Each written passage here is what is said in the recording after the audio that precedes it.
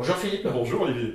Alors, de nouveau parmi nous, avec cette nouvelle anthologie. Avec grand plaisir.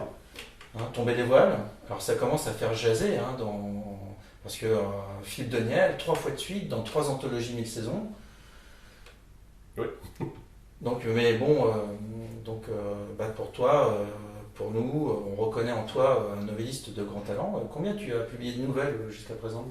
La première que j'ai dû soumettre, c'était en 2004 à peu près. Et j'ai dû en passer entre 30 et 40 à peu près. Ah oui, Différents, dans des fanzines, dans des webzines, dans des petites anthologies amateurs. Au total, des fois c'était sur des gens qui cherchaient des nouvelles pour des blogs ou des choses comme ça. Et donc entre 30 et 40. 40 nouvelles, c'est pas rien finalement, depuis 2004. Bon, c'est sur 10 ans. 2, 3, 4 nouvelles par an, ça dépend des. Il y a des phases où j'avais 4 nouvelles qui passaient par an, des phases où j'avais 2 nouvelles par an, ça dépendait des. C'était un peu par cycle en fait. D'accord. Et donc parle-nous un peu de ta nouvelle. Donc tu avais fait Nouveaux Alliés dans la Cour des Miracles. Oui. Tu avais fait dans Du plomb à la lumière, Métal radieux. Ouais. Et aujourd'hui, quel est le titre de ta nouvelle? Donc Évolution en fait. Évolution. Voilà. Évolution, et dans les grandes lignes, c'est un univers de fantasy avec des elfes en fait, qui se retrouvent croisés avec un univers de science-fiction qui évoque un peu la série Galactica en fait. Quand je dis Galactica, c'est la série de 1977. Oui, la première série avec les Cylons. La vraie série. Avec bien kitsch. Celle qui avait encore du sens. Voilà, celle qui était bien kitschou quand même. Ouais. Non mais c'était pas mal. Ce qui m'amusait toujours dans Galactica, c'était les vaisseaux spatiaux des Cylons. Mais tu avais toujours les Cylons, il y avait 2 devant et 1 derrière. Tu te demandes pourquoi est-ce qu'un vaisseau spatial robotisé, il a des pilotes, et il y a 2 pilotes devant et un mec derrière. Oui, surtout que c'est déjà des robots en plus. Ça avait quelque chose d'un peu absurde. Je me rappelle quand je regardais ça, j'étais gamin, je me disais, mais pourquoi est-ce qu'ils sont 3 dans le vaisseau? Oui. Et pourquoi ils font comme K2000, toi? Parce que c'est facile à faire avec les moyens d'époque. Ouais, ça fait une petite. C'est un trucage qui est facile, ça. Ouais. Et alors, donc, quel est ton propos dans l'évolution? Est-ce que c'est une nouvelle qui est très dense, encore un univers hybride, comme tu sais les créer, et ô combien bien les créer? En fait, l'idée, j'ai pris la consigne qui était tomber les voiles, et je regardais comment l'interpréter. Donc, globalement, il y avait 2 interprétations qui me paraissaient évidentes. Donc, il y a la première interprétation un peu maritime, où il y a les voiles, quand un navire tombe les voiles, c'est qu'il est arrêté. Donc il y a un arrêt, donc il y a quelque chose qui s'arrête, qui se stoppe. Et quand tu tombes les voiles, tu enlèves un voile, donc tu montres ce qui était dissimulé par le voile, donc il y a une révélation. Donc le texte va raconter comment la révélation d'un secret, qui était caché dans le voile, va provoquer un changement, l'arrêt de quelque chose, l'arrêt d'un régime, et l'émergence de quelque chose de différent, donc qui va provoquer une évolution en l'occurrence.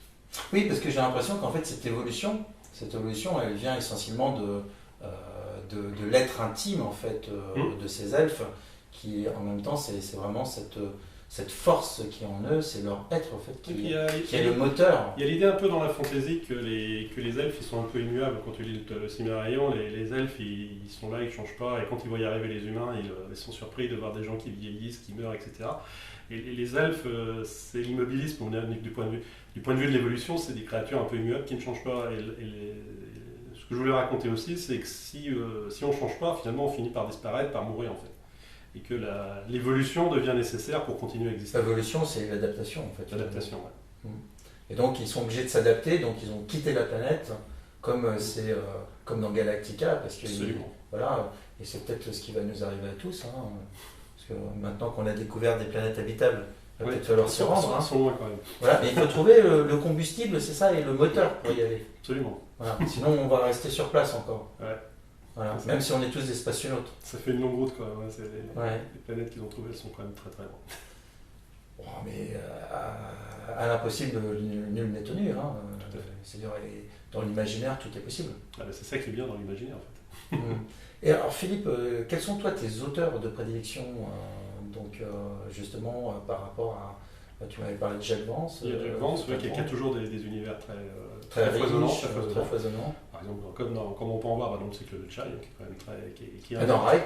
Adam Wright, qui est le personnage principal du cycle de Chai, qui est dans 4 livres qui sont vraiment dans des livres univers, entre guillemets, où vraiment Il y a un univers très foisonnant, même dans chaque tome aussi de La Geste des Princes des Mondes, avec Kit Garsen. Kit Garsen, on suit la vengeance de Kit Garsen, Mhm. où il tue l'un des 5 princes démons à chaque fois, donc des 5 criminels qui ont massacré sa famille. À chaque fois, il y a la description de la peuplade dont est originaire le criminel en question et de tout l'univers qui est autour. Oui, c'est un ethnologue, un ethnographe, plutôt un ethnographe. ethnographe. D'ailleurs, un ethnographe, j'avoue, c'est un ethnographe.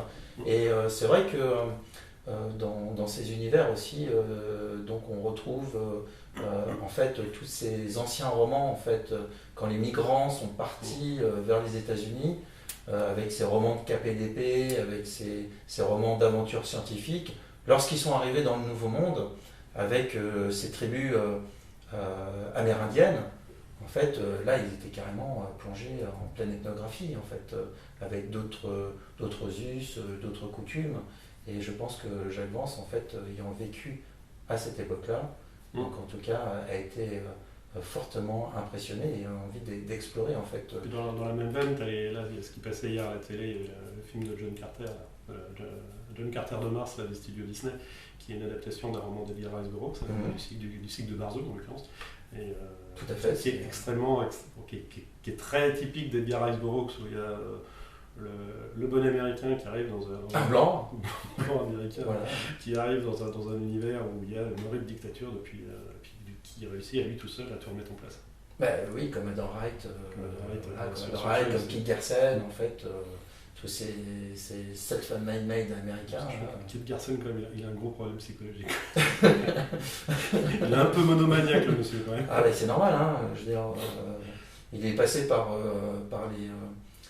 la police galactique ou je sais plus quoi. Son compère qui l'a entraîné. Enfin, oui, voilà, il a eu un entraînement. Hein, voilà. C'est à la fin, clairement, quand il a tué le dernier, il se dit bon, ben voilà, pour moi tout est fini. Oui, voilà, c'est sa mort sociale. Plus de sens. C'est sa mort sociale, en fait. Finalement. Il a tué le dernier, ça n'a plus de sens. Et donc Philippe, par rapport justement à tes 3 participations, donc aux 3 anthologies de 1000 saisons, mais pourquoi es-tu aussi fidèle à ces anthologies ? Parce que l'appel à texte est sympa, globalement la thématique est suffisamment contraignante pour permettre de créer quelque chose. On voit la thématique et c'est un élément à partir duquel on va essayer de prendre par un bout, par un autre pour voir ce qu'on peut en tirer. Donc la thématique est suffisamment contraignante pour créer quelque chose et suffisamment lâche pour ne pas être dans un cadre trop rigide. Puis bon, à force, hein, je connais les équipes du Grimoire. Ah, tu connais la maison ? Un peu, oui. Depuis 3 ans quand même. Oui, d'ailleurs c'est pas une maison, hein, c'est un château d'édition. Hein. On avait dit qu'on changerait la dénomination de maison d'édition pour château d'édition. Forteresse d'édition. Ouais, forteresse d'édition, ouais. Et donc, je sais que derrière, il y a quand même une équipe qui s'engage un peu, qui est particulière. Vous êtes très rapide à rendre les avis des comités de lecture.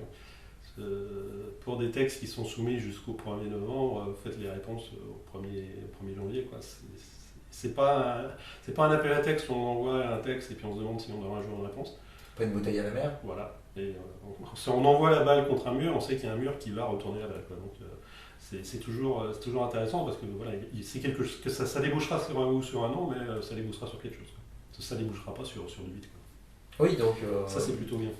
Parce qu'il faut faire les choses en temps et en heure et qu'il faut toujours avoir un calendrier et le respecter. Et puis, je veux dire, on ne peut pas construire une anthologie sur 5 ans, je veux dire, ça rime plus à rien.